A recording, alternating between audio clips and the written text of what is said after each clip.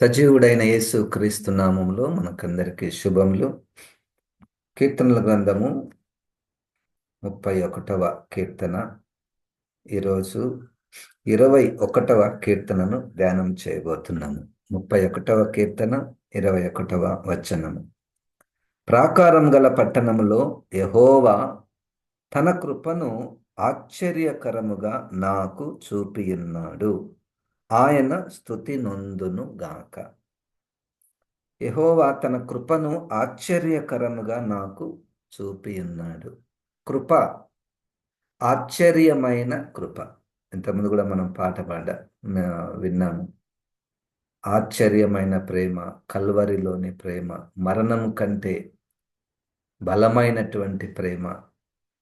దావీదు గారి జీవితంలో తను ఆశ్చర్యమైన కృపను రుచి చూశాడు. దేవునికి వందనాలు. కృప అంటే దానిలో చాలా పదాలు. కృపలో ప్రేమ, దయ, కరుణ, క్షమాపణ, ఉచితము, కనికరము, ఇవన్నీ కలిపినటువంటివి ఇంకా ఎన్నో ఉండి ఉండవచ్చు. కృప అంటే అవతల వ్యక్తికి అర్హతలు చూడకుండా అవతల వ్యక్తి మీద కనికరము పుట్టి ఏదైనా ఒక సహాయం చేస్తే దాన్ని కృప. ఇక్కడ దేవుని కృప. దావీదు గారు తన జీవితంలో దేవుని కృపను అనుభవించి ఆ కృప నేను చూచినప్పుడు ఆశ్చర్యమనపడింది. దాన్ని బట్టి దేవునికి స్తుతి. నాకు స్తుతి నొందును, ఆయన స్తుతి నొందును గాక. ఆశ్చర్యమైన కృప దావీదు గారి జీవితంలో మనము చూస్తూ మన జీవితానికి వచ్చినప్పుడు కూడా అది మామూలు కృప కాదు, ఇది ఆశ్చర్యమైన కృప. ఆశ్చర్యమైన పదములో ఇంకేముంది? అర్థముగానటువంటి కృప, విచిత్రమైనటువంటి కృప, లోక పోకడకు వేరుగా ఉన్నటువంటి కృప. దేవుని కృప ఒక్కొక్కరి విషయంలో ఏ విధముగా ఉన్నదో గుర్తిస్తే మనం ఎల్లప్పుడూ ఆయనకు కృతజ్ఞులమై ఎల్లప్పుడూ ఆయనను స్తుతించు వారముగా మనము ఉంటాము. దావీదు గారు జీవితంలో తన జీవిత కాలమెల్లా కూడా దేవుని యొక్క ఆశ్చర్యమైనటువంటి కృపను అనుభవించి అనేక మార్లు స్తుతించుట, స్తుతి పాట, కీర్తనలు రాయుట చేశాడు. ఆయన అనుభవించినటువంటి ఆశ్చర్యమైన కృపలో మొట్టమొదటిగా ఈరోజు నేను చదువుతున్నప్పుడు మొదటి సమూయేలు గ్రంథంలో 16వ అధ్యాయములో అక్కడ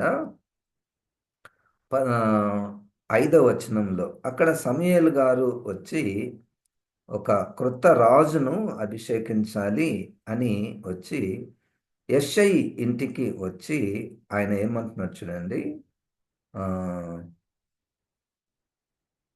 3వ వచనంలో, యెషయిని బల్యార్పణమునకు పిలువుము, అప్పుడు నీవు చేయవలసిన దానిని నీకు తెలియచేతును. ఎవని పేరు నేను నీకు చెప్పుదునో అతని నీవు అభిషేకింపవలనని సెలవేయగా సమూయేలు యెహోవా ఇచ్చిన సెలవు చొప్పున బెత్లెహేమునకు వెళ్ళెను.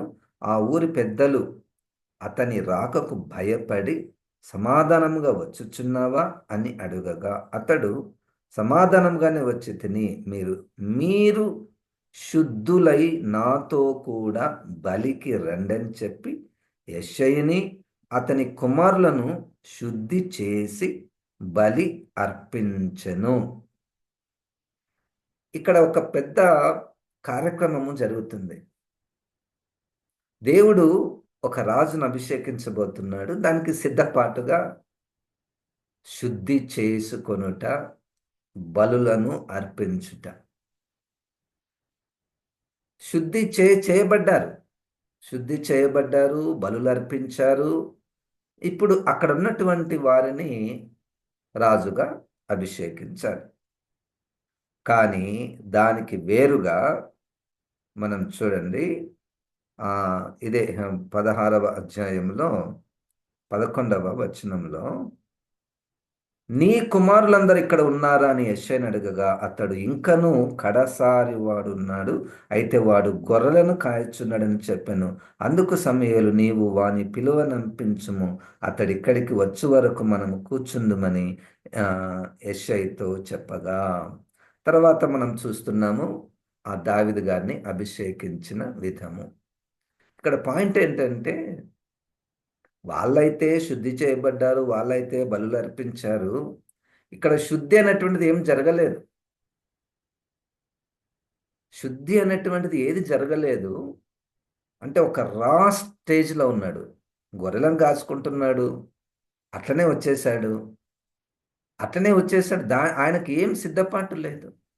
ఒక వ్యక్తికి సమూయేలు గారు ముందుగానే వచ్చి కుటుంబం అంతటిగా ఇట్లా మీలో ఒకరిని దేవుడు మీ ఇంటి నుంచి ఒకరిని రాజుగా అభిషేకించబోతున్నాడు అని చెప్పి వారినందరిని సిద్ధపరిచి శుద్ధి చేసి వాళ్ళలో ఇంకా చాలా సంతోషము. కానీ ఇక్కడ విచిత్రముగా, ఆశ్చర్యకరంగా శుద్ధి లేదు, బలులు లేవు. ఆ గొర్రెలను కాసుకుంటున్నటువంటి వ్యక్తి వస్తే ఆ వ్యక్తిని అభిషేకించి రాజుగా అభిషేకించినటువంటి స్థితిని ఎప్పుడు కూడా దావీదు గారు మరచిపోలేదు. అందుకనే ఆశ్చర్యమైన కృప. దేనికి ఏం అర్హత ఉంది దావీదు గారికి రాజుగా కావడానికి? అంత యవన బాలుడు రాజుగా కావడానికి ఏం అర్హత లేదు. అర్హత లేదు. అర్హత లేకుండా కూడా ఆశ్చర్యమైనటువంటి ఆశీర్వాదాలను కుమ్మరించడమే దేవుని యొక్క ఆశ్చర్యమైనటువంటి ప్రేమ, కృప. ఇక అంటే ఇంతటి వాణ్ణి అంత ఎత్తుగా చేసినటువంటి ఆ దేవుడు, అది ఆయనకే సాధ్యము. విచిత్రమైనటువంటి కార్యములు దేవుడు మన జీవితములలో జరిగిస్తూ ఉంటాడు. మొదటి సమూయేలు గ్రంథంలోనే 16వ అధ్యాయంలోనే 13వ వచనంలో చూడండి, సమూయేలు తైలపు కొమ్మును తీసి వాని సహోదరుల ఎదుట వానికి అభిషేకం చేసెను. నాట నుండి యెహోవా ఆత్మ దావీదు మీదకి బలముగా వచ్చెను. తరువాత సమూయేలు లేచి రామాకు వెళ్ళిపోయెను. యెహోవా ఆత్మ దావీదుకు. చాలాసార్లు మనం అనుకుంటుంటాము, యెహోవా ఆత్మ, దేవుని ఆత్మ పొందుకోవాలంటే ఏం చేయాలబ్బా, ఏం చేయాలబ్బా, ఆ, అని అనుకుంటుంటాం. ఇది ఆశ్చర్యమైనటువంటి కృప. దేవుడు ఎవరి మీద కనికరం చూపిస్తాడో వాళ్లకు ఆయన సమృద్ధిగా తన ఆత్మను అనుగ్రహిస్తాడు.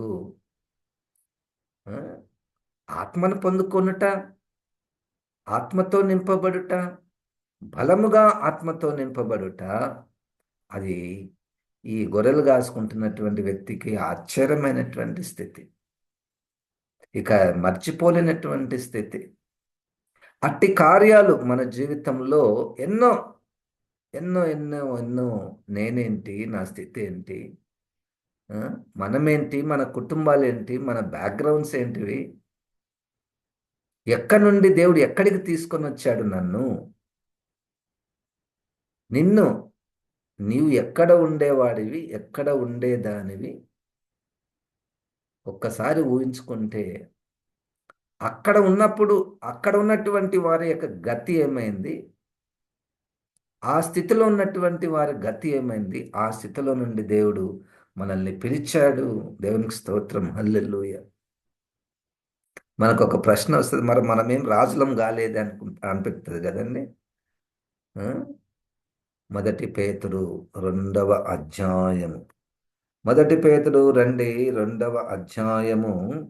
యేసుక్రీస్తునందు విశ్వాసం ఉంచినటువంటి మనందరినీ కూడా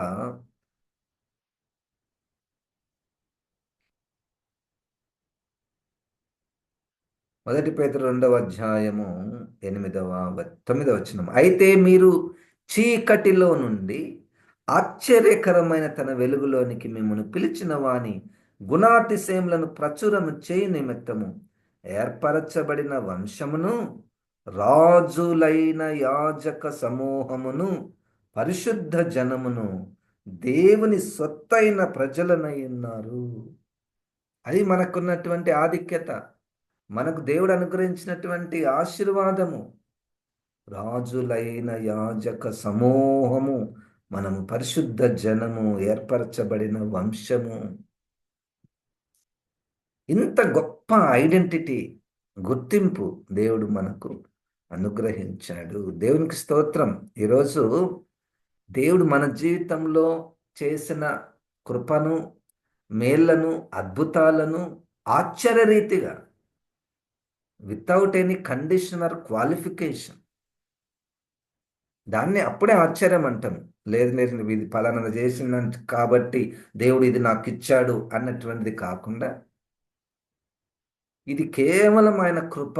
ఆయన నన్ను దయదలిచి, నాకు అర్హత లేకపోయినా, నేను మంచిదాన్ని కాకపోయినా, నేను మంచివాణ్ణి కాకపోయినా, చదువు లేకపోయినా, పేదరికంలో ఉన్నా దేవుడు నన్ను చూశాడు. అదే కదండి ఆశ్చర్యం. అదే ఆశ్చర్యం. ఉమ్. మొదటి సమూయేలు గ్రంథంలో 21వ అధ్యాయము, ఆ, ఇదే 16-23లో ఇంకొక మాట చదువుదాము. 16వ అధ్యాయము మొదటి సమూయేలు గ్రంథం 23వ వచనము. ఆయన దూ ఐమ్ సారీ, మొదటి సమూయేలు 16:23 వాక్యము. దేవుని యొద్ద నుండి దురాత్మ వచ్చి సౌలును పట్టినప్పుడెల్లా దావీదు సితారా చేత పట్టుకొని వాయింపగా దురాత్మ అతనిని విడిచిపోయెను, అతడు సేదతీరి బాగాయను. ఇదొక విచిత్రం. దేవుడు దావీదుకి ఇచ్చినటువంటి ఈ వాయించే వాయిద్యము, ఎవరు ఊహిస్తారండి? వాయిద్యాలు వాయించేవారు దురాత్మ పట్టినటువంటి వారిని, ఆ దురాత్మను వెళ్ళగొట్టడానికి వాయిద్యం ఉపయోగపడుతుంది అన్నటువంటిది అసలు ఎవరు ఊహిస్తారు? అది ఎవరైనా పాట పాడితే మనం ప్లే చేస్తాము. లేకపోతే ఒక ప్రొఫెషన్గా, నా నా జీవితమే ఒక ప్రొఫెషన్, నేను మ్యూజిక్ నేర్పిస్తూ నేను జీవించుచున్నాను, నాకు జీతం ఇస్తలేదు, నాకు డబ్బులు వస్తాయి. నేను నెగిటివ్గా మాట్లాడడం లేదు. మానవ రీతిగా ఒక వాయిద్యమును ఒక వాయిద్యమును మనం వీటి కొరకు అయితే రిలాక్సింగ్గా ఉండడానికి వాయిద్యాలు వాయిస్తారు, అయితే వాయిద్యాలు వింటూ ఉంటారు.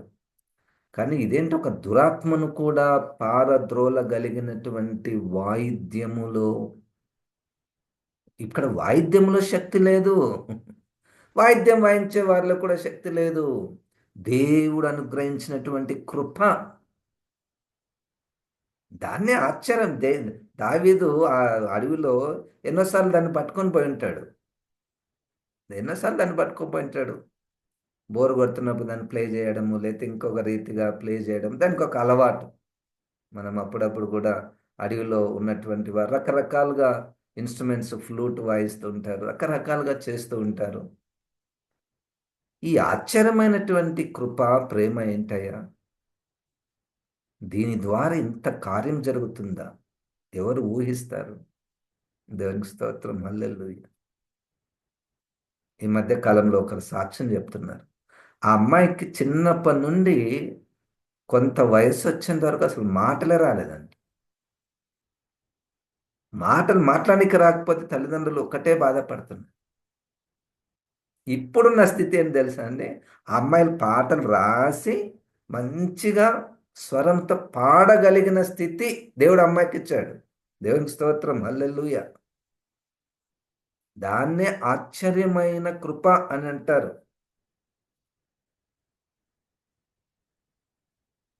ఇంత ప్రేమకు కారణము ఎరుగనైతిని నా ప్రభువా, ఎన్నతరమా నీ ప్రేమ సన్నుతించుచు పాడెదను. ఇంత ప్రేమకు కారణం నాకు తెలియడం లేదు ప్రభువా. నాపై ఇంత కృప, నాపై ఇంత ప్రేమ, నన్ను ఇంతగా దీవించావా? దేవునికి స్తోత్రం, హల్లెలూయా. నా ప్రాణనాదుండా నీదు ప్రాణమిచ్చితివి, నేను నీ వాడను యేసువా. ఏ రీతి స్తుతింతును, ఏ రీతి సేవింతును, నేరములెంచని వాడా, నాదు నజరేయుడా. ఈ పదం నాకు చాలా ఇష్టం. నేరములెంచని వాడా. ఎంత ఘోరమైన పాపిని నన్ను నువ్వు ఎందుకు తీసుకొని వచ్చావు? నా దగ్గర ఏముందని తీసుకొని వచ్చావు? తీరము దాటిన వాడా, నాదు గలలీయుడా. తీరము దాటడం అంటే ఏం తెలుసా అండి? తీరం దాటితే అక్కడ దయ్యాలు పట్టిన వాళ్ళు ఉంటారు. ఈ గలిలయ సముద్రం దాటే కదా పోయింది ఆ గెరాసేనుల దేశానికి. అక్కడ సమాధులలో నివసిస్తున్నటువంటి వారిని రక్షించడానికే కదా వచ్చింది. దయ్యాలు పట్టినటువంటి దయ్యాలు, పాపము, ఒక రకమైనటువంటి దయ్యాలు పట్టినటువంటి వాళ్ళు ఉంటారు. వాళ్ళేం అరవరు, కానీ విచిత్రమైనటువంటి పాపములలో జీవిస్తూ ఉంటారు. వారిని విడిపించినటువంటి వాడు ఆశ్చర్యమైనటువంటి ప్రేమ, కృప. అది దేవుడు నీ జీవితంలో చేశాడు, నా జీవితంలో కూడా చేశాడు. దేవునికి స్తోత్రం. ఎప్పుడు దేవునికి ఆశ్చర్యమైన కృప అండి ఇది. ఆశ్చర్యమైన కృప. ఎవరైనా బెగ్గరుంటే, అరుక్కునేవాడు ఉంటే వాని దీన స్థితి చూసి మనం ఏదన్నా ఇయ్యడానికి ఇష్టపడతాం, ఇస్తాము. మనం ఏమంటాం? దీన్ని ప్రేమ అంటాం కదండి. ప్రేమ లేదా దయ, కనికరం. అది కాదు ఇప్పుడు. అవతల వ్యక్తి బెగ్గర కాదు, ఎదురు తిరుగుతాడు, గర్విష్టి, పాపి. దేవుని గురించి చెప్తే ఎదురు తిరుగుతాడు. దేవుని మాటలు మాట్లాడితే కోపం, వాళ్ళకు ద్వేషం. అటువంటి వాడిని నేను. ఎదురు తిరిగేటోళ్ళం మనం చూస్తే ఎవ్వరికి దయ పుట్టదు. అంత పాపములో ఉన్నటువంటి మనము, అంతగా దేవుణ్ణి ద్వేషించినటువంటి మనము, ఎన్నిసార్లు చెప్పినా ప్రకటించినా మనం విననటువంటి మొండి హృదయాలైనటువంటి మనల్ని వెంబడించాడండి. నన్ను వెంబడించాడు, నన్ను సహించాడు. నేను ఏం చేసినానని ప్రభా నువ్వు నన్ను నీ దగ్గరకు తీసుకొని వచ్చావు? నాలో ఏముంది?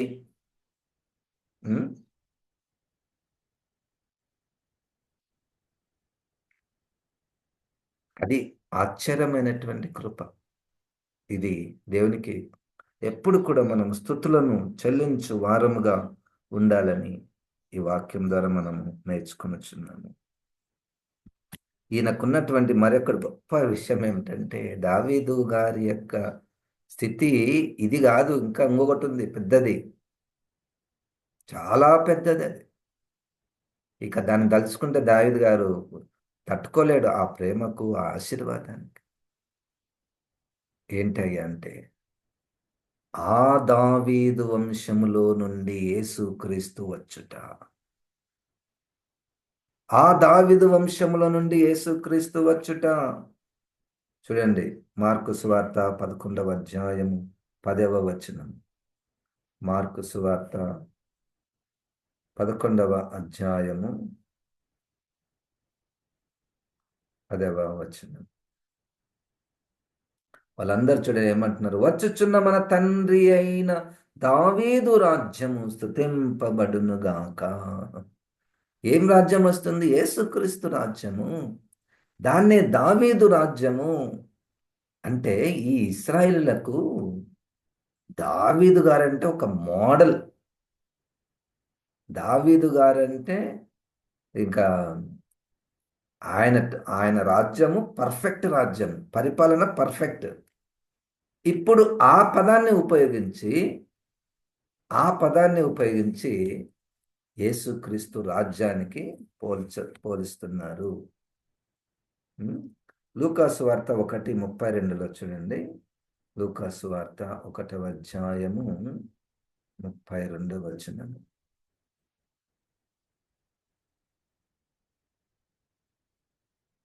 ఆయన గొప్పవాడై సర్వోన్నతుని కుమారుడనబడును.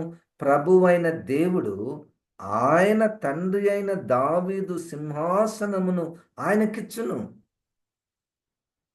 అంటే దావీదు గారికి ఏం చెప్తున్నాడు దేవుడు అంటే, ఆ పాత నిబంధనలు కూడా చెప్పాడు. నీ తర్వాత నీ సంతానము నీ సింహాసనం మీద తరతరములుండును. ఆ ఆ సంతానము సొలొమోను కాదు. ఆ సంతానం సొలొమోను కాదు. అది ప్రవచనాత్మకమైనటువంటి వచనము. ఆ సంతానం యేసుక్రీస్తు. ఒక తండ్రి తన తర్వాత తన కుమారుడు, తన సంతానము మెస్సయ్య యేసుక్రీస్తు సింహాసనము తరతరములుండును అన్న మాట వింటే ఇక దానికి ఏంటి అంతులేనటువంటి ఆశీర్వాదం. భూమి ఉన్నంత వరకు ఎవరి సింహాసనము ఎవరి రాజ్యం అంటే ఇదిగో దావీదు గారి సంతానం యొక్క రాజ్యము. భూమి ఉన్నంత వరకు దావీదు గారిని మర్చిపోయే అవకాశమే లేదు. ఆ దావీదు గారే కదా యేసుక్రీస్తుని ఏమన్నాడు తెలుసా అండి? అపోస్తల కార్యంలో నా ప్రభు అన్నాడు. నా ప్రభువు యేసుక్రీస్తు నా ప్రభువు. ఇంకేమన్నాడు దావీదు గారు ప్రవచించి, నేనైతే చనిపోతే నా శవమంతా వాసన వచ్చేస్తుంది, అది కుళ్ళిపోతుంది. కానీ ఇదిగో యేసుక్రీస్తు నా వంశంలో నా సంతానంలో వస్తున్నటువంటి యేసుక్రీస్తు కుళ్ళు పట్టదు, ఆయన తిరిగి లేస్తాడు. ఇంత ఆశ్చర్యమైనటువంటి కృప, ఆశ్చర్యమైనటువంటి ప్రేమ నా జీవితంలో గుర్తించాలి, నీ జీవితంలో గుర్తించాలి. చాలాసార్లు దావీదు గొర్రెలు కాసుకుంటున్నటువంటి నన్ను తీసుకుని వచ్చి దేవుడు ఈ ఇజ్రాయేళ్లకు రాజుగా నన్ను నియమించాడు. ఎన్నో స్థుతులు ఆయన ఎప్పుడు తన జీవితంలో దేవుడు చేసినటువంటి ఆ ఆశ్చర్యమైన కృప, ఆశ్చర్యమైన కృప. కృప కాదు ఇక్కడ, ఆశ్చర్యమైన కృప. అక్కడ ఏమవుతుందంటే ఆశ్చర్యమైన కృపలో మన మన మన శక్తి సామర్థ్యాలు కనపడవు. నేను చాలా కష్టపడి సంపాదించాను అనేది ఉండదు. దేవుని ఆశ్చర్యమైన కృప వలన నాకు ఇంత ఉంది అని చెప్తాం. దేవుని ఆశ్చర్యమైన కృప మన జీవితంలో జరుగుతున్నటువంటివి ఆశ్చర్యమైన కృప. ఈ మధ్యలో ఒక ఆయన అంటున్నాడు, నాకు చాలా సంతోషం అనిపించింది. దేవుడు నాకు ఏంజల్ లాంటి భార్యని ఇచ్చాడు సార్ అన్న. నాకు ఇంకేం కావాలంటున్నాడు ఆయన. అరే భార్యను దేవుడిచ్చాడంట. అంటే భార్య ద్వారా ఎంత ప్రేమను ఆయన రుచి చూస్తే దాన్ని దేవునికి ఆపాదిస్తూ, దేవుడు ఇవ్వకపోతే ఇట్లా స్త్రీలు ఉంటారండి? దేవుడు ఇవ్వకపోతే ఇటువంటి భార్యలు ఉంటారా? ఆశ్చర్యమైన కృప. భార్యను బట్టి దేవుని స్తుతించినటువంటి సందర్భాలు, భర్తను బట్టి దేవుని స్తుతించినటువంటి సందర్భాలు, పిల్లలను బట్టి దేవుని స్తుతించినటువంటి సందర్భాలు మనకుండాలి. ఆశ్చర్యరీతిగా అద్భుత రీతిగా ఏం క్వాలిఫికేషన్ ఉండదు. నేను అసలే చదువుకోలేదంటే నా భార్య ఎంత చదువుకున్నది, ఎంత మంచి, నేనైతే చెడ్డవాన్ని. ఇంత చెడ్డవానికి ఇంత మంచి భార్య దేవుడు ఇచ్చాడా? ఇంత బలహీన దానికి ఇంత మంచి భర్తనిచ్చాడా? ఆశ్చర్యమైన కృపనే, ఆశ్చర్యమైన కృప, ఆశ్చర్యమైన ప్రేమ. క్వాలిఫికేషన్ లేదు, క్వాలిఫికేషన్ లేదు. అంత ఉల్టా క్వాలిఫికేషన్ ఉంది మనకు. మనం అప్పుడప్పుడు అంటుంటాం కదా! మ్యాచింగ్ అంటుంటాం కదా! మ్యాచింగ్ ఉండదు. ఆశ్చర్యమైన కృపలో మ్యాచింగ్ ఉండదు. రాజు అంటే బాగా హైట్ ఉండాలా, బలం ఉండాలా, శక్తి సామర్థ్యం ఉండాలి. ఈ గొర్రెలను కాసుకునేటోళ్ళని తీసుకొనొచ్చి రాజుని ఎట్లా చేస్తారు? మ్యాచ్ ఏమవుతది? చదువుండదు, అంతా వెర్రివారు. వెర్రివారు, బుద్ధి లేనివారు, బలహీనులు, ఎన్నిక లేని వాళ్ళు. వాళ్ళని తీసుకొనొచ్చి యేసుక్రీస్తు సువార్త చెప్పడానికి దేవుడు నియమిస్తున్నాడు. మాటలు రాని వాళ్ళకు మాటలిచ్చి పాటలు పాడిపిస్తున్నాడు.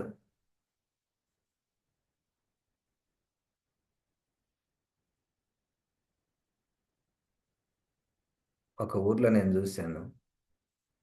వారిని బట్టి నేను ఎంతగానో పెద్ద సంఘం. ఒక 5, 600 మందుంటారు. దానికి ప్రెసిడెంట్ ఎవరో తెలుసా అండి? ఒక్క ముక్క చదువు రాదాయనకు. ఈ పిండిగిరి నడుపుకుంటాడాయన. పిండిగిరిని. పిండిగిన్ని నడుపుకునేటటువంటి వ్యక్తిని అంత పెద్ద సంఘానికి అధ్యక్షులు. ఏంటి క్వాలిఫికేషన్? దేవుడంటే ప్రేమ, పరిచర్య అంటే భారము. ఆ వ్యక్తికి తెలుసు. ఆశ్చర్యమైన కృప ఏంటో, ఆశ్చర్యమైన ప్రేమ ఏంటో సంఘస్థులందరూ కూడా దాన్ని అంగీకరించారంటే ఆ! అసలు దేవునికి స్తోత్రం. హల్లెలూయా!